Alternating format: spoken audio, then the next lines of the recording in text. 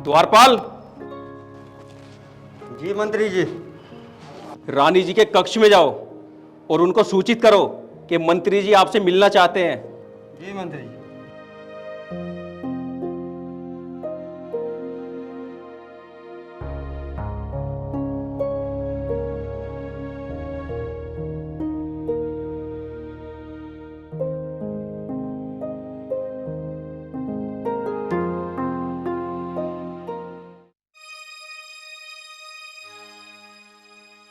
जी महारानी जी। कहो द्वारपाल, कैसे आना हुआ? रानी साहिबा आपसे मंत्री जी मिलना चाहते हैं। मंत्री जी मिलना चाहते हैं? जाओ जाके उन्हें संदेश दो, वो अंदर आ सकते हैं। जी महारानी।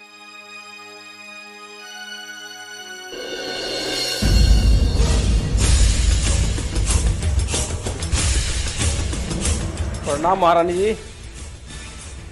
प्रणाम। आइए मंत्री जी, कैसे आना हुआ? महारानी जी, मुझे ज़्यादा बढ़ा चढ़ा के तो बात करनी आती नहीं, फिर भी मैं आपको समझाना चाहता हूँ। इस महल में ऐसा क्या हो गया जो आप इतने व्याकुल हैं? थोड़ा विस्तार से बताइए। महारानी जी, आज मैंने महाराज की मन की बात ली है। उन्होंने महामंत्री को अपने सर पे चढ़ा रखा है। अच्छा?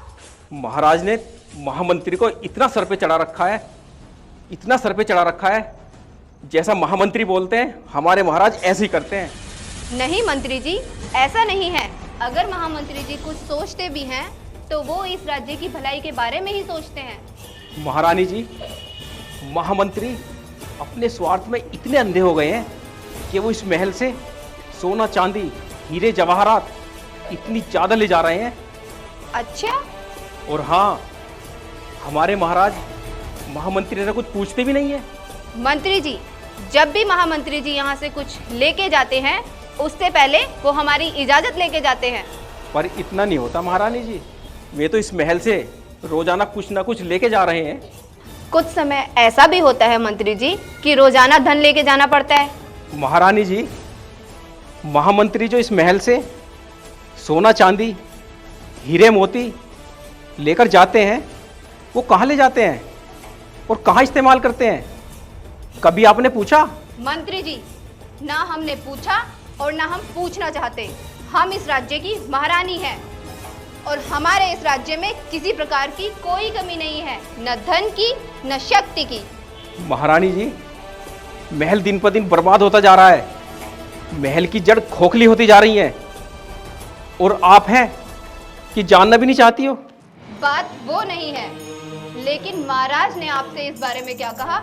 महाराज ने ये कहा है कि महामंत्री नगर के अच्छे काम और जरूरतमंदों की मदद करने के लिए ये धन ले जाते हैं। सही सुना आपने। हमारे नगर में बहुत से ऐसे गरीब हैं जिन्हें रोजी रोटी के लिए मोहताज होना पड़ता है। लेकिन महारानी, मैंने नगर का सारा भ्रमण किया है, पर मुझे ऐसा कोई प्रश्न तो नहीं मिला है। क्या पता आपने ठीक से देखा ना हो। एक बार दोबारा भ्रमण करें, और हाँ, आज के बाद ऐसा कोई प्रस्ताव लेकर हमारे पास ना आए। आप जा सकते हैं। जो हुकुम महारानी।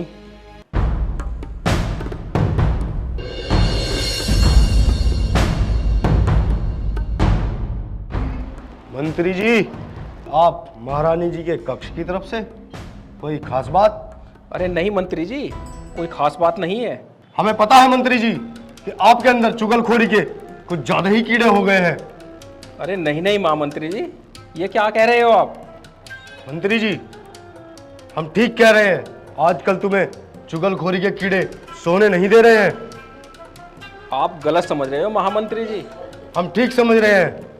आप हर जगह हमारी चुगली करने में लगे रहते हैं। देखो महामंत्री जी, आप जो इस राज्य को बर्बाद करने में लगे हुए हो, हमें सब पता है। देखिए मंत्री जी, जो कार्य हम कर रहे हैं, हमारे कार्य में बाधा ना डालें आप, वरना आप जानते हैं हमारा नाम नागराज है। हमें पता है आपका नाम भी और आपका काम भी जो आप कर रहे हो। या तो चुपचाप रहिए मंत्री जी, वरना ऐसा भी हो सकता है कि महाराज आपको महल से बाहर निकलवा दे।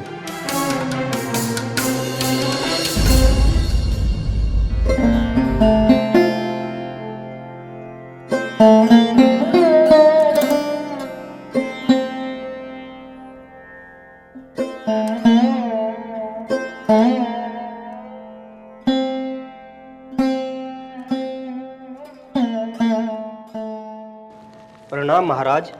आइए मंत्री जी, कैसे आना हुआ? क्षमा चाहता हूँ महाराज, काफी समय बीत गया आपकी शादी को, लेकिन महारानी जी की कोख अभी तक खाली है। महाराज, मैं आपसे विनती करता हूँ कि आप दूसरा विवाह कर लो। ये आप क्या कह रहे हैं मंत्री जी?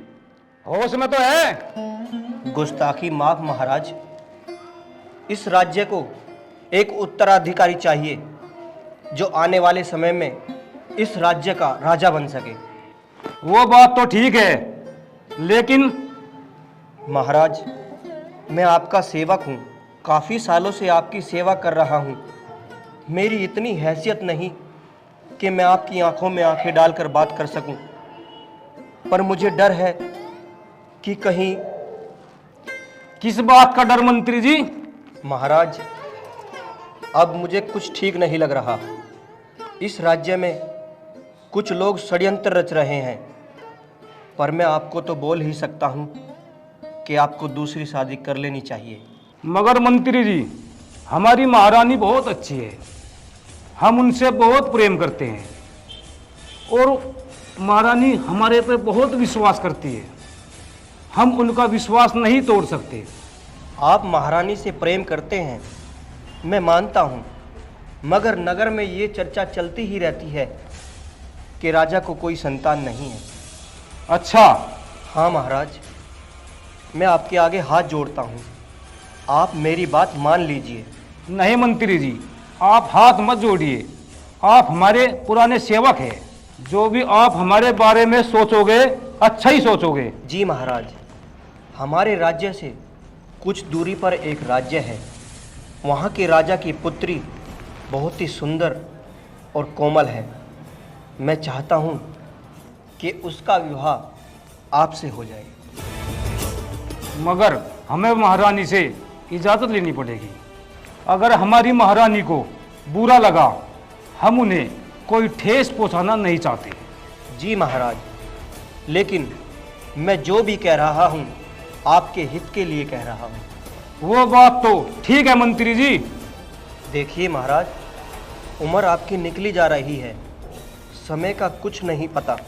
जिस महल में कोई वारिस ना हो वो महल किस काम का, जिस महल में बच्चों की किलकारियां ना गूंजे।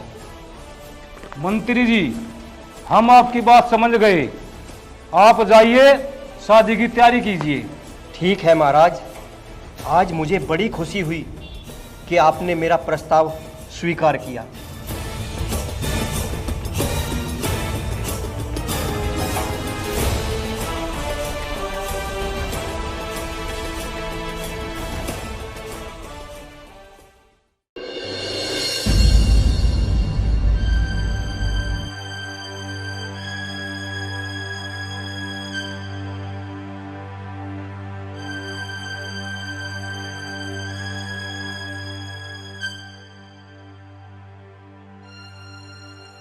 महाराज की जय हो। महामंत्री जी, क्या खबर लाए हो?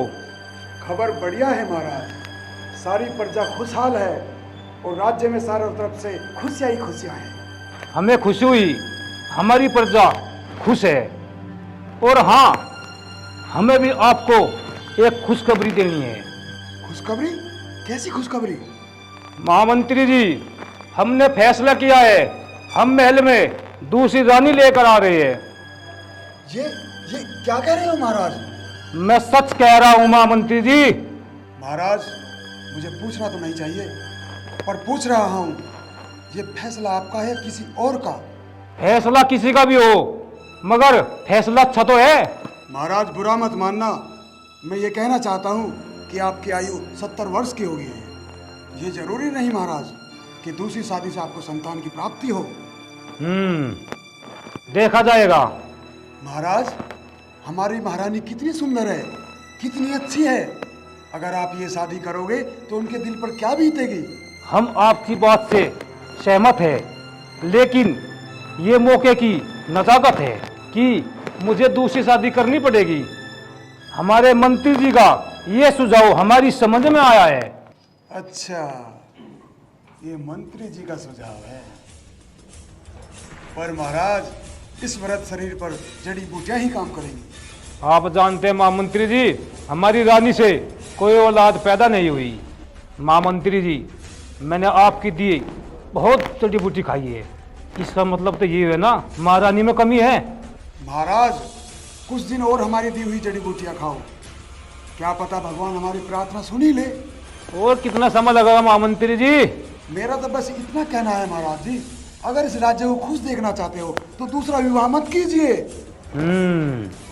विवाह तो हम करेंगे और जरूर करेंगे, और इस विवाह को कोई नहीं रोक सकता, यहाँ तक कि हमारी महारानी भी नहीं रोक सकती। जी महाराज, जैसी आपकी इच्छा। मैं चलता हूँ।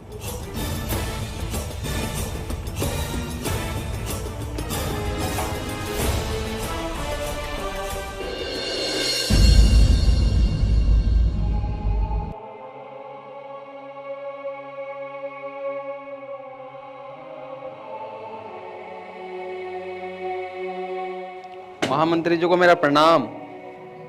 प्रणाम सिपाही, कैसे हो? बहुत अच्छा हूँ महाराज, बस आपसे एक आवेदन करने आया हूँ। बोलो सैनिक। जी, मुझे बहुत दिन हो गए इस राजमहल की सेवा करते करते, लेकिन आज तक मेरी उन्नति नहीं हुई। अच्छा, ये बात है।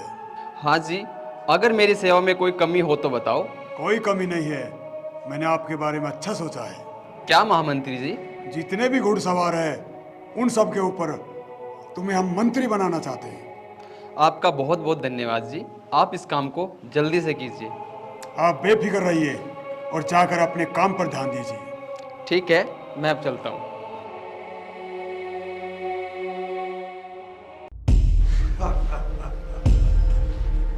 अब मैं भी चलता हूँ राजा के पास।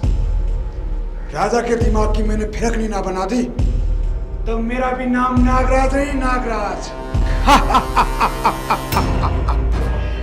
अब आएगा कहानी का असली मजा। अब तक जो मैंने फांसे संभाल के रखे थे, अब उनको फेंकने का समय आ चुका है।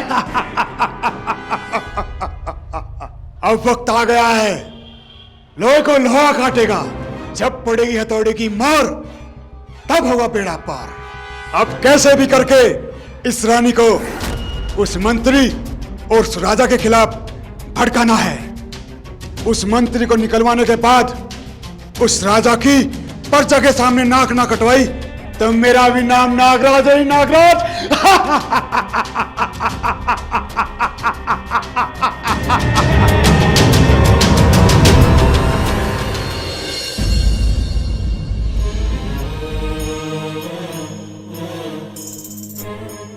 महारानी जी को नागराज का दंडवत प्रणाम। अरे महामंत्री जी, आप, क्या बात है, हमारे भाई का मुंह इतना उतरा उतरा क्यों है? क्या हुआ? उदासी की तो बात ही है महारानी। ऐसी क्या बात हो गई? मुझे लगता है अभी तक आपके कानों तक बात नहीं पहुंची है। आपको किसी ने कुछ कहा है तो हमें बताइए। महारानी जी, बात अगर मेरी होती तो उस बात को मैं वहीं दबा देता, पर आज बात आपकी और हमारे राज्य की है। मैं कुछ समझी नहीं महामंत्री जी। आज पहली बार हमारी बहन के ऊपर कोई बात आई है। हमारे ऊपर बात आई है? मगर आज ऐसी क्या बात हो गई जो हमारा भाई इतना परेशान है?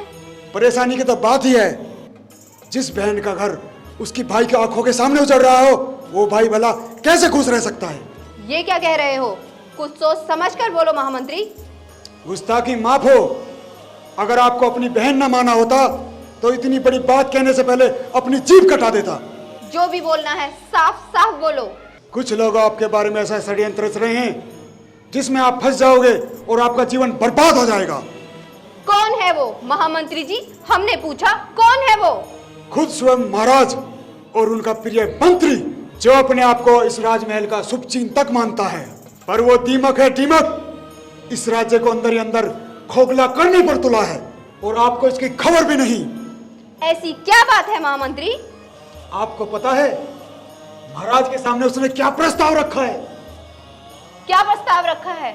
उस मंत्री ने कहा है कि आप बांझ हो, आपको पुत्र की प्राप्ति नहीं हो सकती और आपकी कोख हमेशा सूनी रहेगी। क्या क्या उस मंत्री ने ऐसा कहा? हाँ महारानी, राजा साहब के सामने आपकी बहुत बुराई कर रहा था, पर मैं कुछ नहीं कर पाया। मेरे मन में तो आई थी कि उसका सर वहीं कलम कर दूं, पर मैं मजबूर था क्योंकि राजा साहब भी उसके पक्ष में थे। अच्छा, राजा जी के सामने ही उस मंत्री ने यह प्रस्ताव रखा है कि इस राजमहल में दूसरी शादी करवाओ जिससे कोई वारिस पैदा हो, और अगर आपकी सौतन आ गई और उसको पुत्र रत्न प्राप्त हुआ तो आपका इस राज्य से निकलना निश्चित है। क्या? हाँ, इसके बाद इस राज्य के बाहर एक कुटिया बना दी जाएगी और उस कुटिया में ही आपका रहन सहन होगा।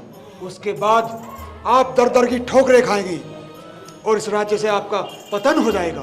कभी नहीं, हम ऐसा हरगिज नहीं होने देंगे। क्या हमने इस राज्य और महाराज के लिए कभी कुछ नहीं किया? महारानी जी, मैं ये सब कुछ जानता हूँ।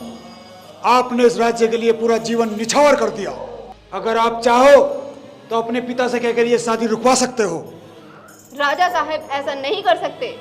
वो तो बिल्कुल शादी की तैयारी में लगे हुए हैं। जब सौतन आकर आपके सर पर बैठेगी और उसको पुत्र प्राप्त होगा और फिर वो आपको बड़ी सभा में भांज कहेगी, तो इस भाई से ये सब कुछ बर्दाश्त नहीं किया जाएगा। महाराज, आपने हमारा प्यार देखा है, गुस्सा नहीं। आप जानते भी नहीं कि आपने कितनी बड़ी बात बोली है। और हाँ मंत्री, तुम्हें तो हम छोड़ेंगे नहीं। महामंत्री तो आपसे यही विनती करता है महारानी कि आप जो भी कार्य करो अपना दिमाग लगाकर करो। और वो मंत्री अपनी औकात भूल गए हैं। लगता है उनको उनकी हैसियत याद दिलानी पड़ेगी। जी महारानी जी। महामंत्री जी, अगर हमारे हाथों में तलवार होती तो हम उस मंत्री की गर्दन काट देते। हमारा पद हमसे छीना जा रहा है, हमारा राज्य हमसे छीना जा रहा है। कहना, जब नई रानी आएगी तो सारी दासियां उसके पास चली जाएगी, तो आपका कक्ष आपसे छीन लिया जाएगा और महाराज को भी छीन लिया जाएगा। मैं ऐसा कभी नहीं होने दूंगी। हमारा हक हमसे कोई नहीं छीन सकता। हम अभी महाराज से बात करते हैं और उस मंत्री को अभी उसके पद से हटाते हैं।